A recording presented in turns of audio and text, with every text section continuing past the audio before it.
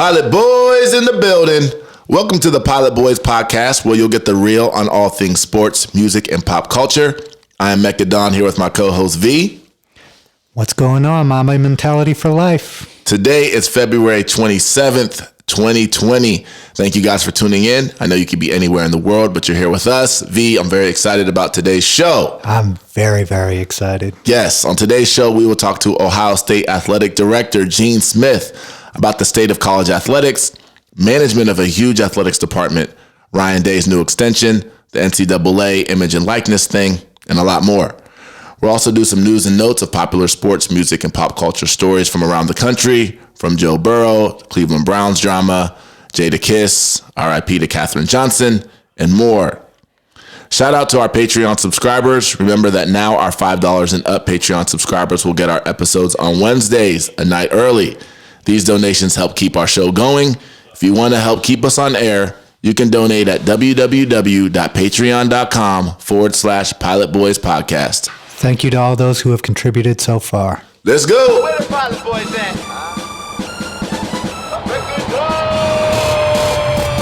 Pilot Boys, we get on up. We gon' fly, boys, we getting up. So high.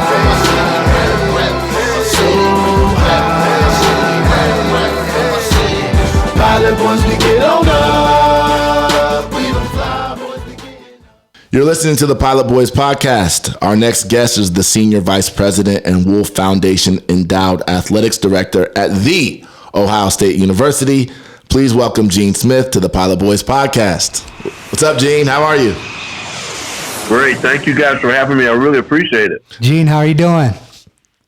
All right. You doing well? Yes, I am. Yeah, it's this is full circle in a way. You know, obviously we've had a relationship with you for a while and interacted with you on many different levels. And so it's awesome to kind of have you on the podcast to talk some stuff that's, there's a lot of stuff going on at Ohio State, but even some of your roles have been even bigger than that, right? And you're kind of a very big figure in the world of not just college athletics, but athletics period. And a lot of different issues are changing and moving as we move kind of into 2020. So we wanted to get into some of those things with you, and V will kind of jump in and kick us off. Yeah, I wanted to kind of start off with your background before you got into athletics. I've read quite a bit about it, and I think before you got into athletics, you spent quite a bit of time at IBM, and in a lot of the interviews and commentary you've talked about how that has helped you in managing an institution or athletics department of someplace like Ohio State. How do you think that corporate experience helped shape your approach to being the athletic director at Ohio State? Well, that's a great question. I was fortunate. At the time, I was actually just left coaching. I was going to go and pursue a master's degree, probably my MBA, and I met a gentleman from IBM, the regional manager for the area that I was in. And at that particular time, going through IBM training was equivalent to getting your MBA because small computers, business computers, were just entering the marketplace.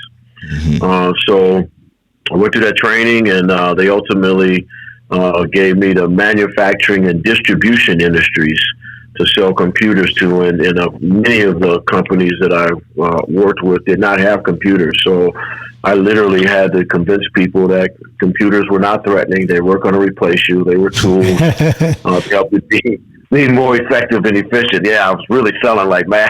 Right. But so ultimately I was doing well, and one of the things that I started to do was seminars. And that really helped my public speaking skills, gave me some comfort level in front of groups, and it allowed me to be more efficient in my sales. But I really think that the ability to relate with people from all walks of life was strengthened in my experience as a salesman, because I had to connect with people. It just wasn't about what I was selling. Mm-hmm. It was about getting them to trust me. Right. And there's some of them were office managers and controllers, all the way up to presidents of organizations. And so and from varying backgrounds. So what I learned in sport, how to deal with people from all walks of life, I was able to actually apply it in my IBM experience. So I think that's helped me a lot. Awesome. Absolutely. And speaking of that, you've made some very, very impressive improvements with the academic standards. We talk a lot about the athletic side, but the academic standards at OSU. I've read that OSU athletes are achieving an 89% graduation rate. The performance on the field is obviously what gets the attention, but we've spoken to you quite a bit about some of the things that you've implemented and the department has implemented to improve the academic standards at Ohio State. Would definitely like to hear more about that as well. Well, you guys know me, and I'm passionate about helping young people get an education. Mm-hmm. And to me, education just opens up so many doors, and so it's personal for me. It's what I was blessed to experience getting out of the east side of Cleveland. Were it not for sport, I would have never gotten the education that I got. And so I want to make sure that we create an environment where people embrace that. And that's what we have with our coaches, all of our support staff. So first and foremost was changing the culture around how we thought about it. And then recruiting young people who are passionate about getting it. Yeah. And then you put in place all the different programs. I remember in 2005 when I first came here and went to the first Scholar Athlete banquet, there weren't that many football players and there were no black football players. And that was so disheartening. And so unfortunately, Jim Trusser was here and he was committed to that as well. And we ultimately changed that over time. And Urban has done the same thing. The numbers have grown, and Ryan is in the same place. So it's really about commitment, passion, recruiting the right young people, because this place is not easy to get through. Right. So right. Especially now, the standards are even higher now than they were when we were there. Yeah. 29.5% ACT is the average. 65% of kids are in the top 10% of their class. So when you get into your major, you got to bring it. Right.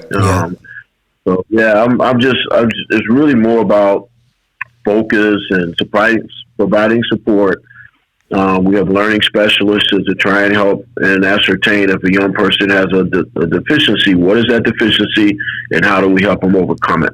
So there's a lot of different things we put in place, but most of it is focus and attitude. Yeah, and then one of the things that's been obviously that gets a lot of notoriety, but maybe you could touch on a little bit of how it started as well, is the Real Life Wednesdays, which is basically giving these young athletes an opportunity to interact with different people from, the corporate and business sector.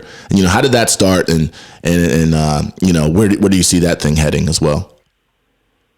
Yeah, Urban brought that particular program here with Real Life Wednesdays with football, and it's done extremely well, putting highly successful people in front of our football players so that they can be inspired by their backgrounds and their experiences and what they've achieved, and then connect them. Mm-hmm. We had a number of sports that was already doing it in different ways, but now we've kind of developed a comprehensive program for all of our sports, basically around career development. Mm-hmm. And I require all of our sophomores to have a resume, for example. All of our freshmen have to go through financial literacy. And then in your sophomore year was when we start the conversation of, okay, let's talk about what you ultimately might want to do if your sport doesn't allow you to play at the next level. Right. That's awesome. When you sit down and write your first resume, it really comes into light about thinking about what you've done and what you might want to do. Right. Mm-hmm. So we try and get them going in their sophomore year to start thinking about, okay, what's my career path? If my particular sport doesn't provide me an opportunity to go to the next level. And so last year we had 86% of our student athletes, before they graduated in May, they already knew what job they were going to have, whether they were going to grad school, or some obviously were going pro. In middle part of January, 43% of this year, 43% of our May graduates already knew what they were going to do before they graduated. And my goal is by May to get north of 90%. Right. I just, we have an opportunity to help these young people find a career path and find a job. I want to make sure we stay true to that. So one thing, first of all, that's awesome. And, I think, I was obviously a former student athlete and then we deal with student athletes to this day. And, that's one of the things that we always try to tell them to kind of take advantage of under this kind of current structure is that there are a lot of opportunities out there to, and resources. And then obviously a lot of networking opportunities as well, which I think is probably one of the most valuable things in college. But one of the things that I'm looking at is, when people hear about an athletic director, for example, they, a lot of times they just kind of look at it in the scope of what the most popular sport is, right? So it might be football or basketball. But the reality is right. that there are about 20 or so different entities that you're actually managing. Talk to us about how do you do that and the stress of kind of, making sure that you give enough attention to each one. Yeah, we have 36 sports, and obviously including football and basketball, so it's 36 sports. And so, I'm first and foremost unfortunate. My wife, was an Olympic athlete. She played basketball for Canada, and she coached at Oregon. She was head coach at UNLV. So, athleticism's in her blood. Our children played sports. So the biggest thing for me is time. And just looking at this weekend, we have men's and women's ice hockey on Friday night. So I'll bounce around to those two. And then Saturday we have synchronized swimming, men's and women's ice hockey, and something else. And so then Sunday we got basketball. So we'll go to these events. I want our student athletes and coaches to know that I care about them. We were at a 10 o'clock tennis match this past Sunday. Women's tennis took on Arizona State. So having a presence is one, but then I'm fortunate to have a great staff. Right. We have over 500 employees, and I got a great leadership team. They all share our beliefs, and so we try and make sure we give attention to every single sport the same. We want our rifle, actually use fencing because fencing just won their conference championships this weekend. I want our fencing student athletes to understand, to us, they're just as important as our football players. Right. And they should chase their dream just like our football players do. Sure. So we've kind of created that culture, and it's really a cool thing. And so, that's, one of the things that we like to do on the show is we want, when we bring people like you, we also want to kind of give advice to the next generation. So for someone who wants to actually become an athletic director, for example, I mean, obviously you worked your way up through the ranks. What are some tips or some pieces of advice that you would give, and actually tell the people also what exactly is it that you do from a day to day? I know obviously you say you attend and you're involved with different programs, but maybe go a little bit more depth if you can. So the job is really overseeing a large entity. So we're a $210 million operation, 500 and plus employees. And part of those employees actually work at another entity called Business Advancement, because I oversee the Blackwell, oversee Nationwide Arena, trademark and licensing, the Drake Union on campus, so the Fawcett Center. So I oversee those entities as well. And so when you add their revenue, it's about $130 million. So you're really talking about a $330 million operation, $340 million operation. So first and foremost, I manage people. If you aspire to be an athletic director, your interpersonal skills, your emotional intelligence has to be high. Right. Because you're managing people. This is a people deal. And you have to be sensitive to people. We have, hundreds of thousands of fans and spectators. It's not just athletic events, it's concerts. Right. And so being sensitive to people is a critical thing. And so the interpersonal skills are strong. And then you need to have some tactical skills. You need to be an accountant to a great degree. I was one of those idiots that loved accounting. I took it in college and I loved it. And so that's an important thing to have. And then negotiations. Negotiated contracts with Nike and Coca-Cola and Gatorade and IMG, and I just keep going. Right. You have to have negotiating skills. So there's a broad breadth of things that you have to have. Yeah. There is no one track. There's no one track. I tell people all the time, just get into athletics, whether it be at Ohio State, Kent State, Santa Barbara. Just get into athletics and learn as much as you can where you are. Right. You may start out in management, but that doesn't mean you can't go learn what a trainer does. You can't learn, and you understand this, Mecca, because you saw it as a student athlete. Yeah. Most people take the equipment room for granted. Yep. You know what? The equipment room has an inventory management control system. You know, they got to keep track of all the inventory. Yeah. So go in there and understand what is their mechanism that the equipment manager uses to maintain inventory control. Right. Because, you know, as you well know, Mecca, athletes want more T-shirts all the time. For sure. For sure. Right? Yeah, Right? yeah, absolutely. Or today they want another set of gloves. Right. Right? Yep. Oh, yeah. Gloves are hot. Gloves are hot. It's really hot. Right. So you got to keep track of all that. Yeah. And the same thing. Go learn about what an athletic trainer does. Yeah. When a student athlete gets hurt, how does the insurance work? How does that work? And then if they leave us, how does rehab work? For us, we'll take care of a student athlete for 2 years after they graduate if they have an injury. Okay. So how does that work?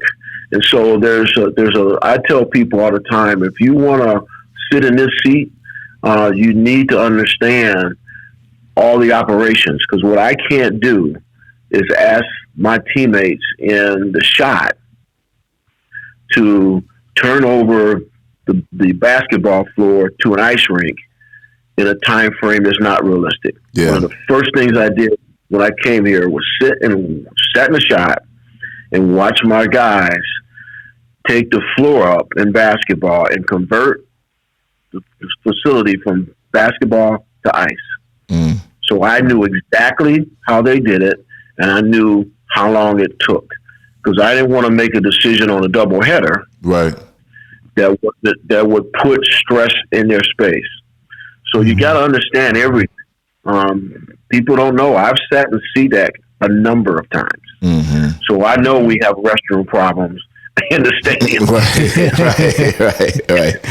Yeah. It's true. Yeah. The men's room is a nightmare. Yeah, So right. I learned that at Eastern Mission, because I used to sit with the custodians on Mondays and Wednesday mornings, and we used to sit and talk about all the facilities. So there's so many elements here, guys, that I want to make sure I never ask one of my teammates and my 500 plus teammates to do something that's unrealistic. Right. Because they ultimately are serving our fans. Yeah. It seems like it seems like there's no such thing as being too OCD when it comes to a position like this. It doesn't. I mean, you got to be in on everything. Yeah. And now this morning I just had a conversation looking at all of our teams' travel, where our student athletes are going, because the CDC just said that there's a possibility that the coronavirus may become more prevalent in the United States. Yeah. So I have to think about, okay, which teams do I have traveling where? Right. And then, what are we teaching our young people about their mannerisms, their cleanliness, their etiquette, wherever they go, to make sure you're washing your hands every day, to making sure you're using the washcloths we're giving you to clean off the back of the chairs on the airplane or the buses, or all those type of things. Right. Things you just don't think about. Right. And you mentioned some of the challenges, which first of all, it's a lot. I mean, it just sounds like a lot. And one other challenge that's also important for us to talk about is, how you've managed you're navigated through this space as a minority, right? Because we look at the landscape of college sports, and if you look at athletic directors across the country, I'm sure the numbers are very small. Very small percentage of them are minority. And so, and then there's a broader discussion with that, with coaching as well, especially in the NFL ranks. And how have you kind of navigated that and maybe used it as a tool, maybe to even, be powerful as well? Well, your last comment is the one. Use it as a tool. So when I became an athletic director at the age of 29, there was only 3 of us in the country.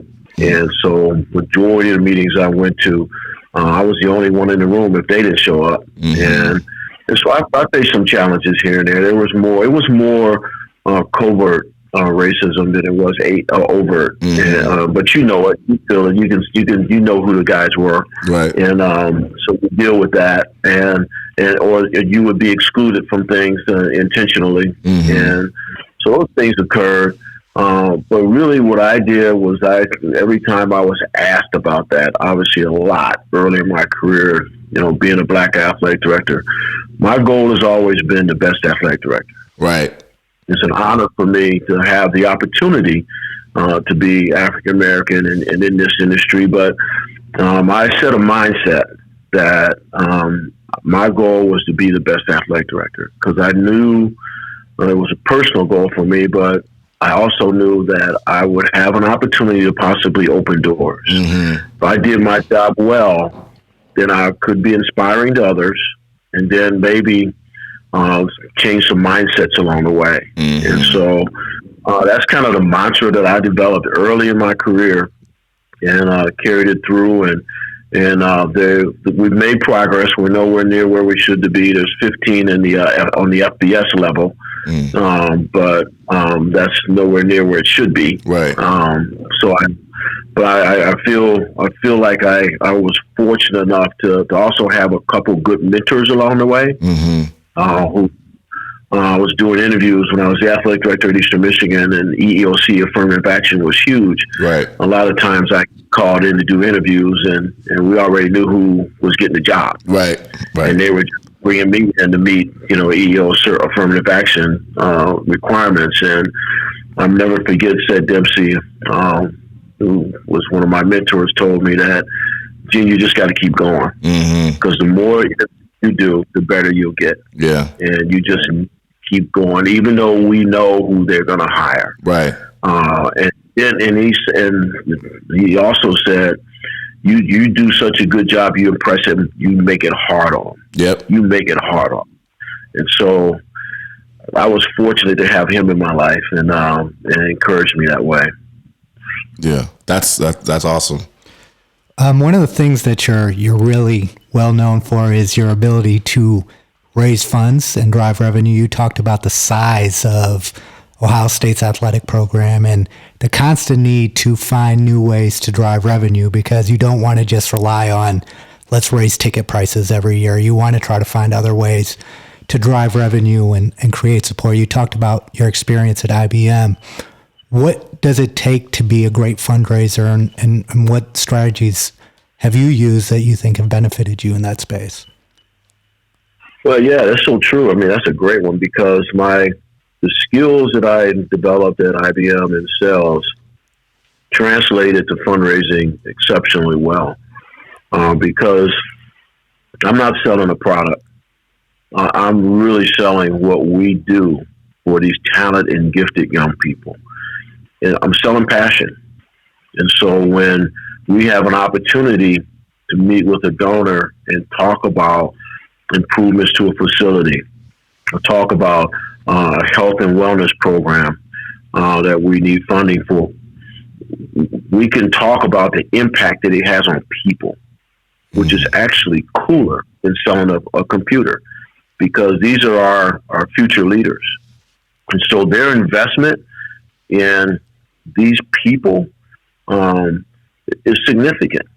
And what we try and do is make sure those donors, or that donor, is connected to our student athletes in some form or fashion. We're building a tennis facility here now. It's a $20 million facility. We just had yesterday a beam signing where donors come out and sign the last beam that goes up in the building. And we had our teams there. And so the donors had an opportunity to interact with the tennis players, take pictures, and connect with their investment. The investment is not the facility. The investment is in the individual student athletes they're really talented, they're really gifted, and once they leave us, their impact on society will be significant in whatever space they're in. And so we were able to I feel fortunate that I had that IBM experience because it helped me learn how to articulate things in that way. And so I enjoy it.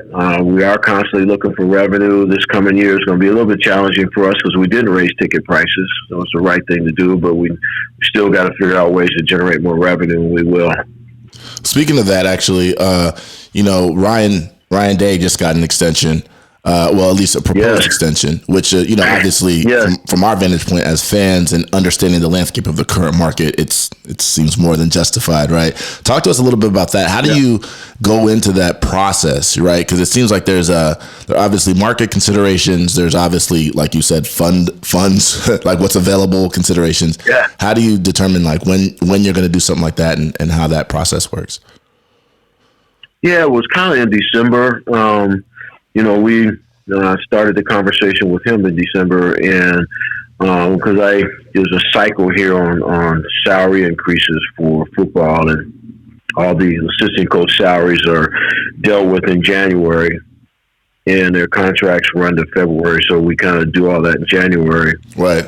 And Ryan, although he had a contract, I looked at his performance, and then I just looked at the national and Big Ten data. Mm-hmm. Made no sense for him to be seventh in this league. Yeah. It made no sense relative to compensation, and I just felt that we needed to be Ohio State and come up with a strategy to get him to be number one based upon the data we have now. Mm-hmm. What we ultimately put in place, he probably won't be number one, but he'll at least be in the top three. Right. And that's what my goal was. So I started the conversation first with him.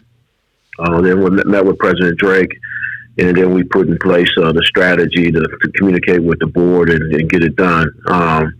So it was just more what you guys said earlier. It's really the national and Big Ten data, and I lean a lot to Big Ten data. I certainly look at the national landscape, but we're in the Big Ten. Right. We win the Big Ten. We're in the national. So, and we have one of the best bonus structures in the country. Mm-hmm. So we looked at the base numbers that you guys saw, but they also have a bonus structure it's a great incentive program. And so if they achieve those incentives, they do exceptionally well. Right. And actually, I wanted to follow up a little bit on that because the actual Ryan Day hiring, right? Because to us, it was a very progressive hiring in the sense that he doesn't fit the necessarily traditional profile, right? He's a younger guy, right? Doesn't have experience as a head coach before here, and that's pretty groundbreaking for Ohio State. I'm sure there are some challenges with that. What ultimately made you decide that, hey, this is the guy? And how does it feel? It's pretty much hit a home run in the first year on that hire. And one other thing real quick on that too, Gene, is also, typically, a lot of fans expect that for Ohio State, you're going to open it up to the whole, a national search because this is Ohio State, and talk a little bit about how you dealt with that kind of expectation as well. Yeah, that's a great one. The natural inclination is that's what you do in a normal cycle. But our process was a little bit not normal because, Urban was really for about 6-7 weeks trying to decide if he was going to keep going. Mm-hmm.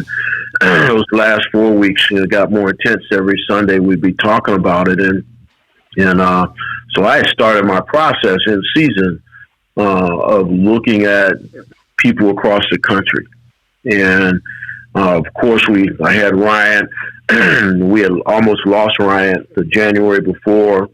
He stayed, so I made a commitment to get him to know him more, which I did. Met the president. And then we had the case where Urban and I set out. So I watched Ryan run the program in our absence because people forget that was also August, right? Right. So August, frankly, August is harder than game week.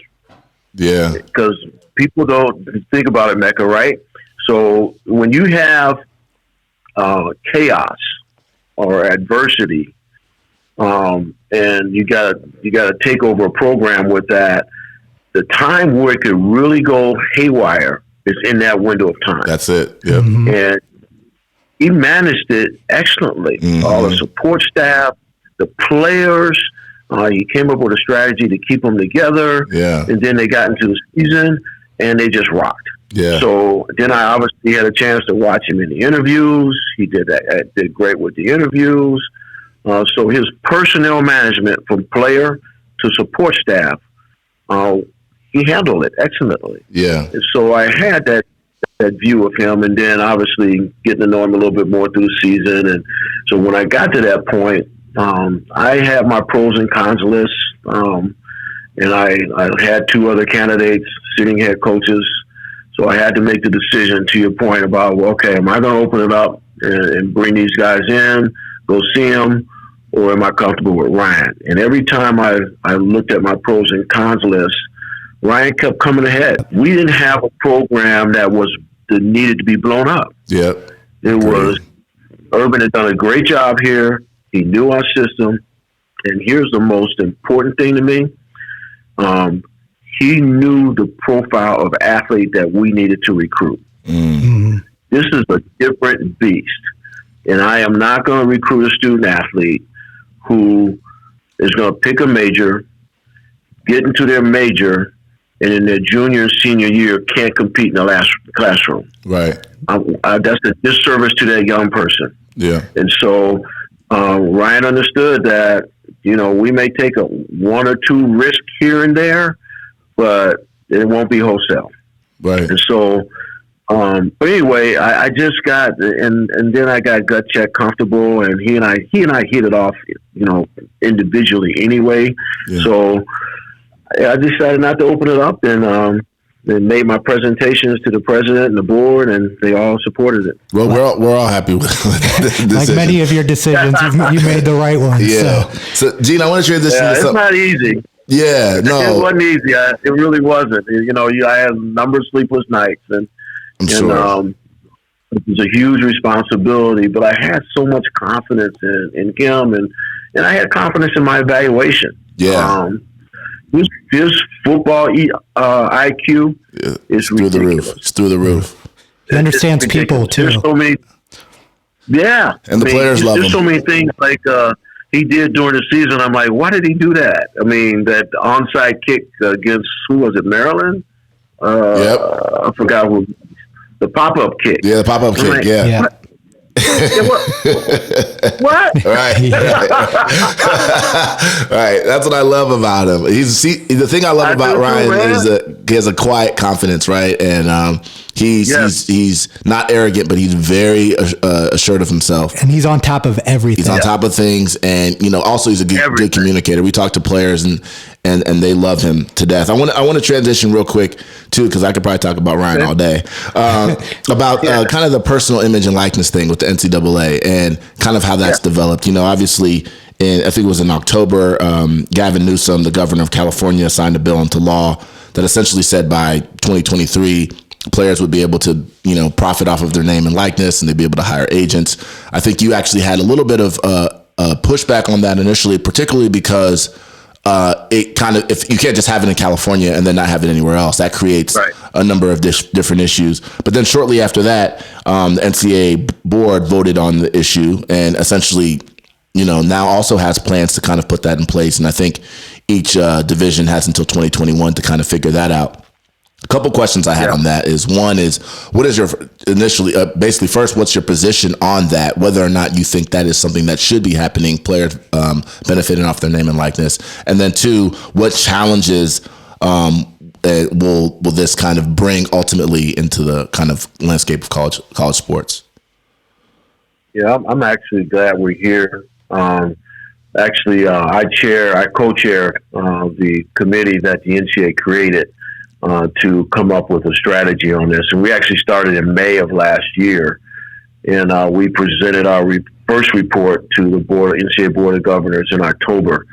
And that report recommended some principles and a framework for the membership to discuss this issue, and it also recommended that we modernize intercollegiate athletics and allow student athletes to use their name, image, and likeness to monetize. So we made that report in October, and then we created three groups in Division I and II and III. One group is looking at individual licensings. Another group is looking at group licensing, and another group is looking at work product. And work product is those type of activities that are business related. Someone creates a business, and they are a guy, for example, is a musician, and he's selling his music on iTunes. They have sponsors, things of that nature, pop-up ads on their social media platforms, so on and so forth. So we're studying all three of those, and I'm very confident that we'll come up with something where student athletes can take advantage of their name, image, and likeness. We have to present another report in April, and we'll submit a report that will continue down that road, and then legislation will be created and voted on in January of 21. There will probably be some things that we recommend in April that we hope are implemented right away, but we can't predict that, but we're hopeful of that. And I think the biggest concern is recruiting. So that's the difference for us. We're not like the Olympics. We're not like the pro leagues where you get drafted and you go play where you get drafted to. Right. Or the Olympics, you play for your country.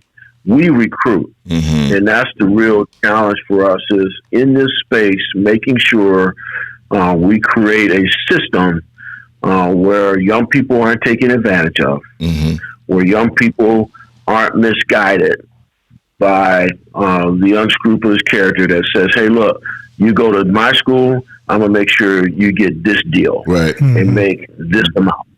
And that's what we don't want.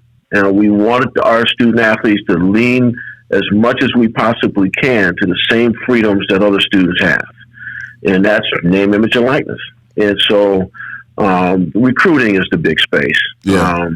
We just have to figure out how do we minimize the ability for the unscrupulous character to enter into the space and sway a student athlete and take choice away from them. Because that's just not right. Yeah, that's actually not right. That's actually the conversation that Mecca and I have had about this at length. Is how do you structure this in a way that benefits the athlete, but then also avoids, the corruption and a lot of the unsavory characters that are involved around the world of agencies and marketing entities at times, and how do you actually create a system that does benefit? I think Ohio State has done a great job, specifically in football, with helping players understand more about their image and likeness internally. So I think you guys are naturally headed in the right direction. But I think also one of the things we've talked about is from a marketing standpoint, do you think potentially an internal marketing staff or something like that is what's going to make sense? How do you structure this to make sure guys, the NFL has a system in place where the players get the royalties on their jersey sales. How do you set a structure in place that actually makes sense and also prevents corruption and some of these people from getting involved? Yeah, I think a couple of things on the corruption piece. I think one of the things we have to figure out how to do is make everything transparent. Just do everything we can to bring transparency to every deal that's out there. And that may be that there's a registry system where every athlete registers their business and how much money they make, because they got to file taxes. Yes, they do. At the end of the day. So I keep telling people all the time, don't worry about the NCAA. You better start worrying about the IRS. and so, so how do we make it transparent? So if we see someone got $100,000 for doing an ad somewhere at some school, we can say, now, wait a minute, that's significantly above market value. What's the deal there? And somebody could get in on that. And so that's one of the ways to kind of mitigate some of that. But I think to your point, I think schools like ours will end up with some type of NIL program. It's just going to happen. Yeah. We already, frankly, have the elements of it because we basically have a brand new. Yeah. For sure. Right. So when our football is easy, because when they come here, actually, what's interesting, it starts before they come here. So if you come here as a recruit, we put you in a uniform and you're up on the digital platform with Ohio State uniform on, and we'll hope you choose our place. If you choose our place, you already have that. Yeah. And then your followers grow already. Yep. Right? And so we're going to help you grow your followers. And then we're in the process now of trying to make sure we put in place a process where our student athletes have access to their photos and things of that nature real time. So when they come into the locker room after a game and they get their devices, they can download the pictures they want and then, put it out on their platforms. So, because this is all about followers, and this is what I've tried to help my teammates understand. This is not just about, going to the mall and signing autographs. That the new world order is the digital platform. Right. And I think that's where young people will have their most success because that's where they're going to have time. Yep. You're not going to have the time to go and shoot like 5,000 commercials, but in your digital space, you can do a lot of different things. You can become an influencer. Yeah. So anyway, we want to help them do it the right way. Now, the other benefit for us, I see, is we spend a lot of time teaching our freshmen that you need to be careful what you do in the digital space. What you say and what type of pictures you put up, right? Yeah, so important. Yes. That's a hard lesson to learn at that age. Yeah. Oh my goodness. Because kids want to be kids, right? Too, so it's hard sometimes that conversation. We literally pick somebody and go all the way back into high school and middle school and say, "Look at this stuff you got up here." Right. Yeah. Right. Teach them you better clean it up. Yeah. But yeah. This will be another hammer for us, frankly, because if you want to monetize your NIL and you want a particular company to align with you, then how you behave represents your values. Yeah. And they, Big Lots wants to align themselves with someone who shares their values. Yep. And if your behavior in the digital space is terrible, so I think it helps us. I have one more question I want to ask on this before we, and then we have something else we want to do before we get you out of here. But that just brought me in, just made me think about something else. And, maybe this isn't fleshed out yet, but I just want to get your thoughts. How will that work if, let's say, for example, Ohio State has a relationship, like you said, with Gatorade, Nike, so on and so forth. And here comes Powerade, right? Because they're like, okay, we don't have the Ohio State deal, but if we can get, star football player from Ohio State to endorse our product, then we still will be able to penetrate the Ohio State market somehow. How is that going to work? Yeah, I'm not sure how it's going to work, but that's part of the discussion, and part of the discussion is restrictions. And so you have it a couple ways. You have the student athlete that you may be recruiting that may already be have a Pepsi sponsor, and we're Coke. Yep. So if you sign with Ohio State, you're going to have to give up that, and then you're going to have to re-earn another sponsorship in the Ohio State space. We own that's the thing that we're really working through right now, is trying to figure out what restrictions do we put around that. Because the other piece is, let's use Nike because everybody uses that. If Nike chose to do a sponsorship with 5 of our athletes, they may reduce our institutional sponsorship. Right. So the dollars that we use to put into those athletes to be who they are will be minimized. And so you're hitting on one of the issues that hasn't been resolved yet. I don't have the answer in my head yet because I'm probably more liberal than some of my colleagues, but I do think that there will have to be some type of restrictions in that space. Sure. All right. So we know you're running low on time, so we want to get you out of here. We're going to put you on the spot a little bit. Couple of fun questions that have nothing to do with athletic director. First question. Okay. Your top 5 musicians of all time. Top 5 musicians that have influenced you in your life at any period in time. Oh my God, you guys are like killing me. It's making me go back into the day. You want to hear them all. Yeah. Yep. I am an old school player. Okay. So, I got to go back to Luther. Yep. Teddy Pendergrass, Marvin Gaye, the Dells. Yep. And Blue Magic. Wow. Yeah. Oh, you're an old school player for sure then. It's that Cleveland. Like, who the hell is Blue Magic? Oh, I know. We know. But yeah, a lot of people might not know. And the second question, of course, is this one's I'm interested in is your top 5 athletes. Oh, top 5 athletes? All time. Michael Jordan. All time, Michael Jordan is at the top of the pyramid for me. I saw him personally so many different times in my life. That's awesome. Jim Brown. Jim Brown, obviously I'm a Cleveland guy, and so he's right there with me. Tiger, from a different perspective because he was such a game changer.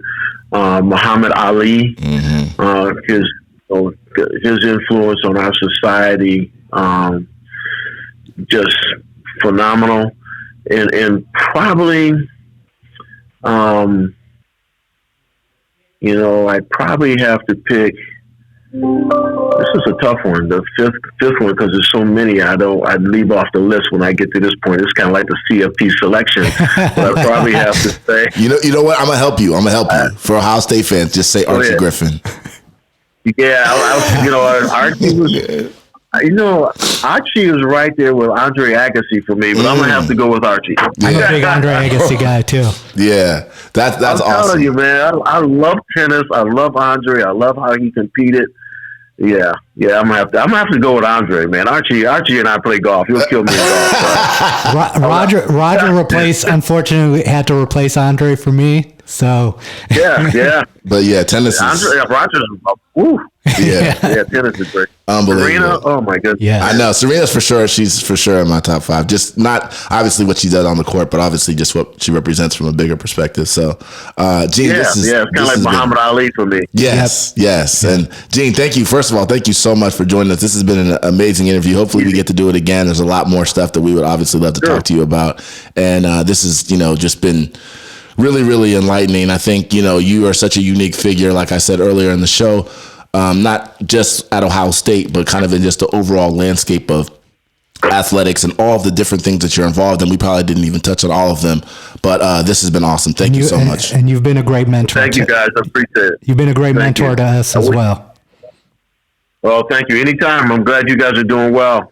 Thanks, Gene. All right. Have a good one, man. Enjoy the rest of your day and the rest of the weekend. You too. Bye-bye. Go Bucks. Love the Pilot Boys podcast? Support us on Patreon. Supporters can pledge as little as $1, and we have some cool perks on there. Check out www.patreon.com/Pilot Boys podcast. Show us some love today. You're listening to the Pilot Boys podcast, episode 16. Time for some news and notes, V. You ready? Let's get to it. So let's start with USC, man. It's all kinds of stuff been hearing about USC lately, including obviously the scandal with Aunt Becky, right? So, but the good news is that they've actually done something that's actually positive when it comes to schooling, at least in my estimation. They're eliminating tuition for families making under $80,000 a year, and they're not including your mortgage, because that's typically what people will say is, oh, if you have a house worth this amount, then whatever. So that seems to be something that's positive, moving in the right direction.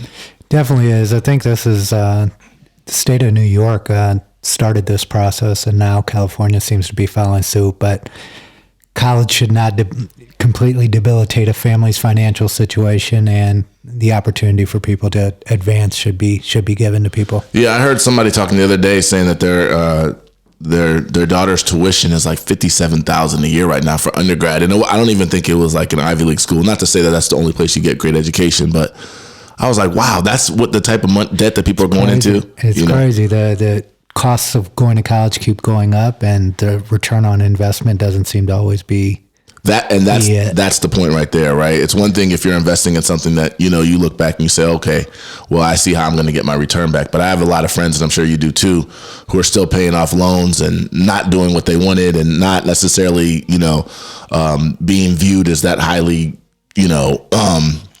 job, whatever, Like, for example, if they're not getting good opportunities. For example, if you're going to be a high school teacher when you graduate, which is a very, very great thing to do, and you go to school and you pay $60,000 a year, the return is going to it'll take you your lifetime to get it back. So, exactly. So we'll see how this thing shakes out. Obviously, I think this is one of many moves. I know some people are concerned about, how is the money going to work? Who's going to pay for it? What will that do for my taxes? All that type of stuff. And we'll see how that shakes out. But I think the sentiment itself is good. Let's move on real quick. Penn State, they named the building after Guy Bluford, who's the first African-American in space. He's actually from Philly, and he's a PSU alum. And Guy Bluford actually has meaning to us as Pilot Boys. One of our releases a couple years ago, we had a bunch of names on our hoodies of people who were, relevant in the space, aviation, and flight industries. And Guy Bluford was one of the people that we had on there. So that's pretty cool. It's really cool. Really cool. Midwest guy. Yeah. Speaking of legends, Katherine Johnson, one of the mathematicians that was featured in the awesome movie Hidden Figures, she passed away at 101 years old. Talk about living a full life. Yeah, she definitely lived a great one. So rest in peace to her, and rest in peace to a lot of people, actually. Speaking of that, Von Bell's brother was killed in a car accident. Super sad, man. He was actually, I think, a basketball player at University of Chattanooga. He was a coach. He's a coach? Yeah, I think he's a coach. Okay. And that's just sad, man. I mean, the amount of people that you hear dying from car accidents, it's insane. It actually starts to make me think about, what the future looks like for driving. Like self-driving. There are studies that saying like self-driving will reduce the amount of accidents by, or autonomous driving, reduce the amount of accidents by, a ridiculous amount annually. I mean, I just hate hearing people dying of car accidents. It just drives me nuts. Any of those kind of tragedies that are avoidable are always sad to hear about. And we got to know Vaughn pretty well, and prayers out to him and his family through this tough situation. Yeah. Another piece is, wow, I feel like we're starting on a solemn note here, but, Kobe and Gianna, they finally had their public memorial on February 24th in LA at the Staples Center. There are a lot of notable moments. Beyonce obviously singing, Michael Jordan making probably one of the most heartfelt speeches we'll ever see and hear. You don't ever get to see Michael Jordan that way. Yeah.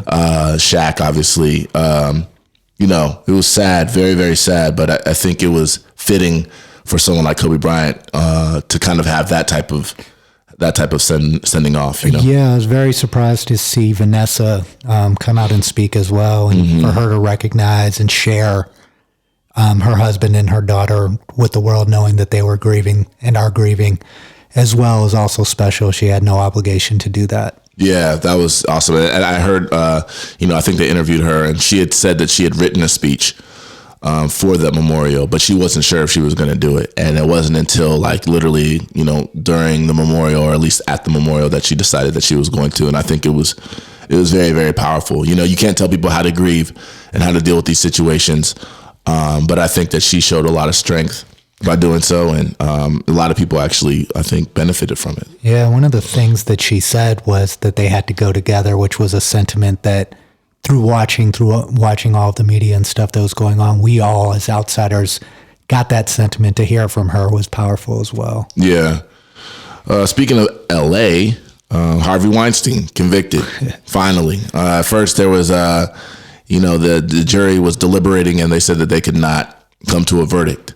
And it's interesting, a lot of times, and this is kind of a legal thing, but a lot of times when that happens, what's happening is that it's not necessarily that the people don't have an idea, the jurors don't have an idea of whether or not they think someone is guilty or innocent of kind of the overall thing.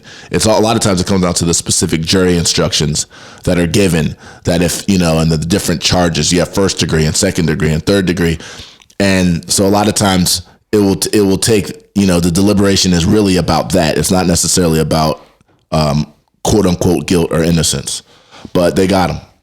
Yeah, they got him. It's always scary in these situations, especially when you're dealing with charges from some of these charges are from decades ago, to actually prove it and put someone that everyone knows is kind of a demon behind bars and to finally pay a price. It was funny, that walker that he was using all trial, acting like he was like some old man that couldn't walk. As soon as he was walking out of the courtroom, he's walking down those stairs just fine. Just fine. It was good to see the handcuffs on. He can. That's all that matters. It was, and it's these stories like this, they scare you a little bit as a quote unquote regular citizen, right? Because that money can buy really good legal defense, and it can also get people who are guilty to go free, and so it was good that maybe they didn't get him with the highest possible charges, but they got him with enough, and I think he's facing up like 20 or 25 years, so that should be the end of him. Hopefully all the people that had some financial interest in a relationship with him who've been sitting on their hands will say something now. Right, for sure. Let's switch gears a little bit. Let's talk about a couple piece of hip hop news that's important for us. Jadakiss, he's dropping his album this Friday called Ignatius, and the reason why that's relevant, a couple things. One is obviously we grew up on the Locks and Jadakiss, and he's one of our favorite rappers. I mean, bar for bar, there are not a lot of dudes that can out rap Jadakiss, right? And his ad libs too. Ad libs are crazy, and then also, I actually watched an interview with him talking about the album, and Ignatius is actually the name of his A&R, who I believe passed away, who was the A&R at the Locks. And he was basically saying that's like his brother, and so it's kind of dedicated to him. And I think that's dope because, a lot of times for artists, you hear about their relationships with people at the label or relationships with people and later on, and it's not necessarily a positive thing, or they find out somebody was cheating them, or, they fall out or whatever. So to see a relationship that's what's that, 30 years probably, Yeah. See that's dope. So I'm looking forward to that. And we will definitely be checking out Ignatius this Friday. Let's switch to some sports stuff. Joe Burrow, man, in Cincinnati. This story is heating up and getting a little bit interesting. They've initially, Joe Burrow wasn't, that forthright with saying that he wanted to play for the Bengals, right? And so there's the story, because he didn't say, yes, I absolutely am going to play for the Bengals and that's my dream team, it became kind of a big story of, does he want to play? Is he not going to play? Is he going to demand a trade? What is he going to do?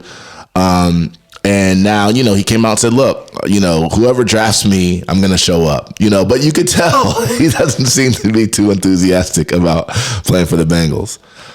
Yeah, it's hard. It's hard to really know what's going on, whether this is just the media creating excitement around the draft and the combine like they do every year. Mm-hmm. But one thing I will say is Joe is showing why he's a pro, how he's handled everything. Right. And I think he did dismiss it fairly well yesterday in saying, look, I would love to be the number one draft pick, and I'll go but there's no guarantee that they're going to draft me number one. It would be kind of arrogant for me to say, yes, I'm going to go to Cincinnati. And like you said, the truth is nobody wants to go to a team that's bad and has been bad and doesn't show much hope for the future. Right. But also there is excitement. You do want to be the number one draft pick.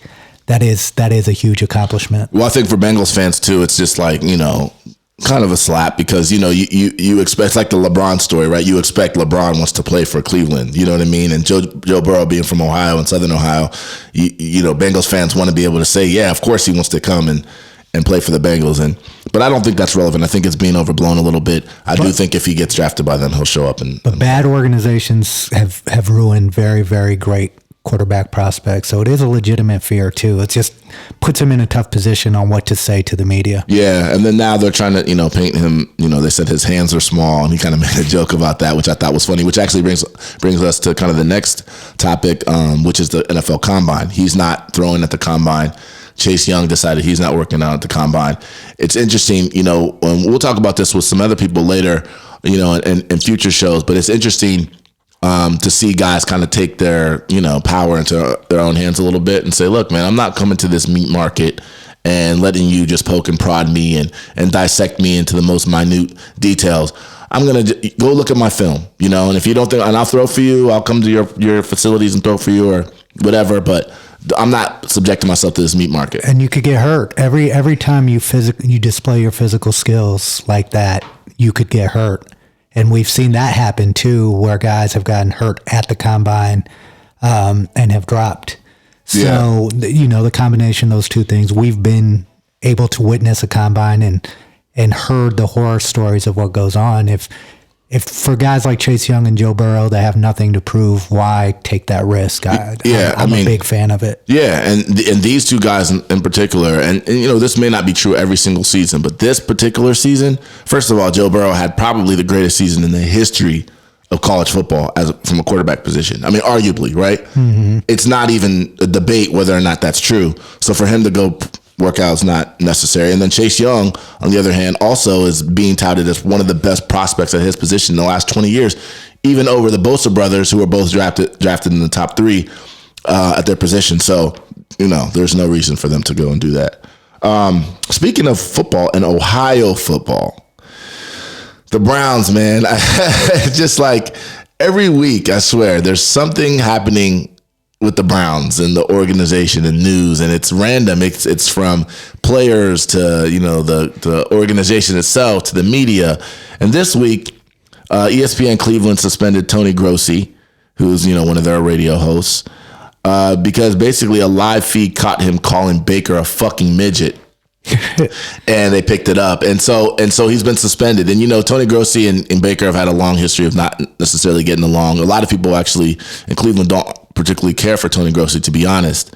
And you know, beyond the fact that it's offensive, right? You know, from many different angles, it's also just like dumb analysis, right? If that's what you're upset about, you know, height, for example, especially considering that some of the best quarterbacks in the league, you know, are around his height, you know, from, you know, Drew Brees to Russell Wilson. It's not like, what are you even talking about, you know? Well, there's two things for me here. One, it was a hot mic, so we do have to understand he did not intend for that commentary to be for public, but you need to understand that when you're a media member that you always have to be aware of a hot mic. Yeah, this isn't his first rodeo. Yeah, and I think he wanted it to be heard, but I think he was comparing, I think, what this shows more than anything is the overall just disgruntlement of Cleveland Browns football and everyone around it. There's nothing but negativity around everything. Baker doesn't help the situation with how he handles the media. He doesn't make any friends.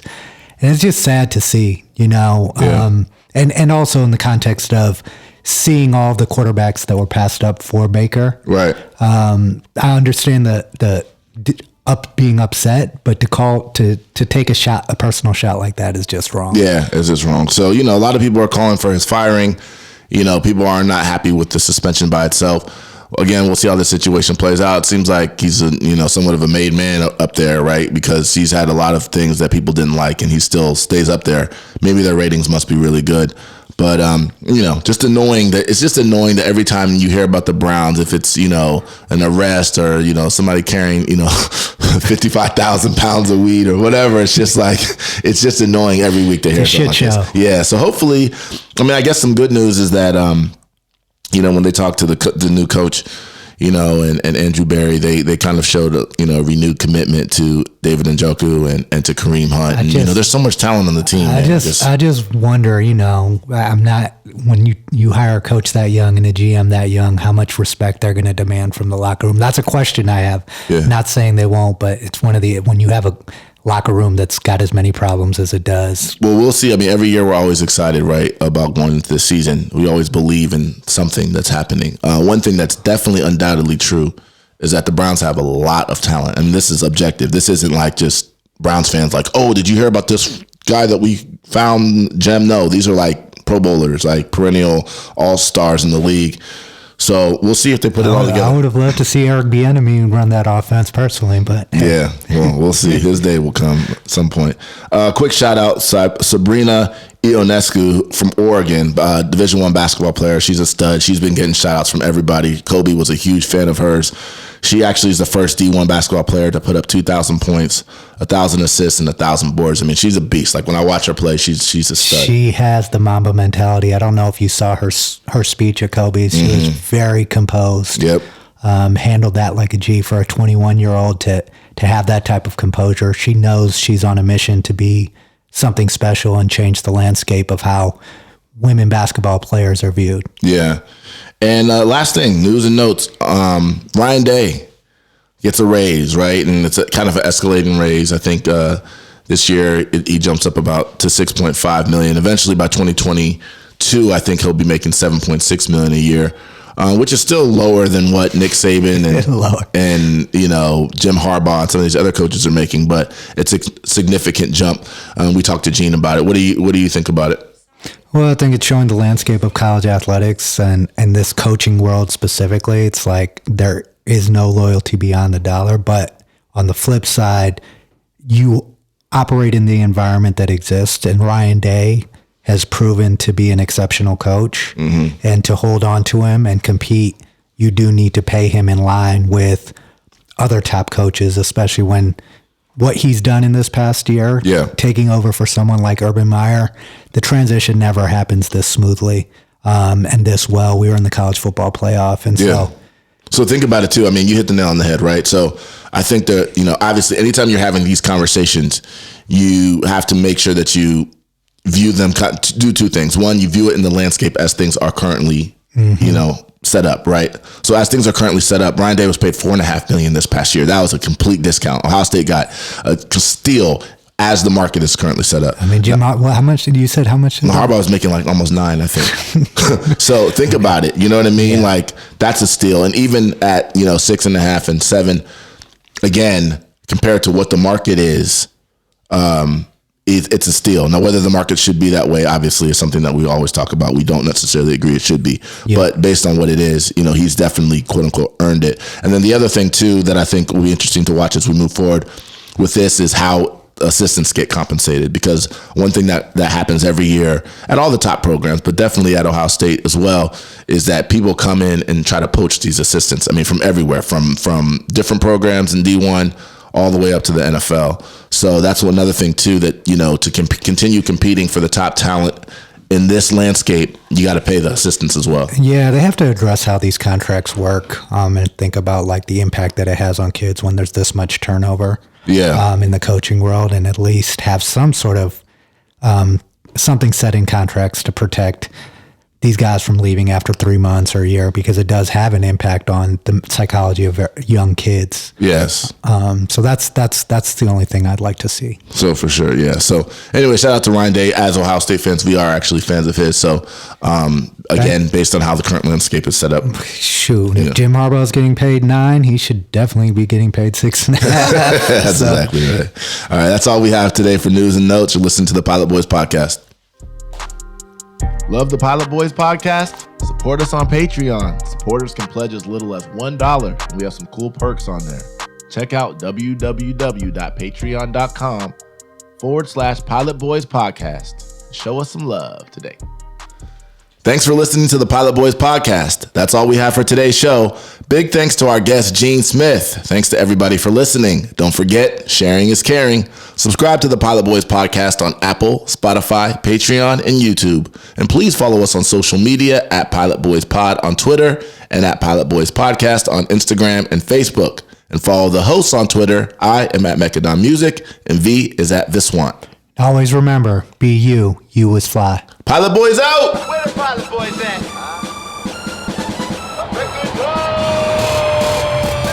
Pilot Boys, we get on up.